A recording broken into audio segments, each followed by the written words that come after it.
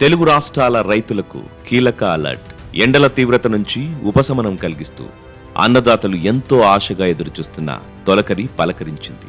ఆంధ్రప్రదేశ్లోకి June 6వ తేదీన, తెలంగాణలోకి June 8న నైరుతి రుతుపవనాలు ప్రవేశించాయి. కానీ ఈ సంతోషం వెనుక ఒక పెనుముప్పు పొంచి ఉందా?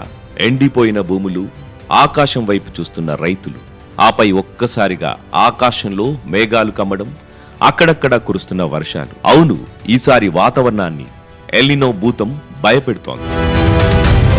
పసిఫిక్ మహాసముద్రంలో ఉష్ణోగ్రతలు రికార్డు స్థాయిలో పెరగడంతో దేశవ్యాప్తంగా రుతుపవనాలు బలహీనపడే సూచనలు కనిపిస్తున్నాయని భారత వాతావరణ శాఖ కుండ బద్దలు కొట్టింది. ముఖ్యంగా జూలై, ఆగస్టు నెలల్లో వర్షాలు సాధారణం కంటే తక్కువగా నమోదయ్యే ప్రమాదం ఉంది. మరి ఈ పరిస్థితుల్లో రైతులు దుక్కులు దున్నుకోవచ్చా?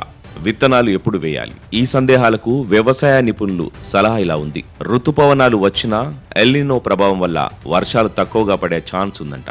అందుకే ఆతృతపడి విత్తనాలు వేయకండిని హితవు చెప్తున్నారు. భూమిలో కనీసం 2 నుంచి 3 అంగుళాల మేర పదును వచ్చాకే లోతు దుక్కులు దున్నుకోవాలట. వర్షాల రాకను గమనిస్తూ తక్కువ నీటితో తక్కువ రోజుల్లో పండే ప్రత్యామ్నాయ పంటల వైపు మొగ్గు చూపడం మేలని సూచిస్తున్నారు.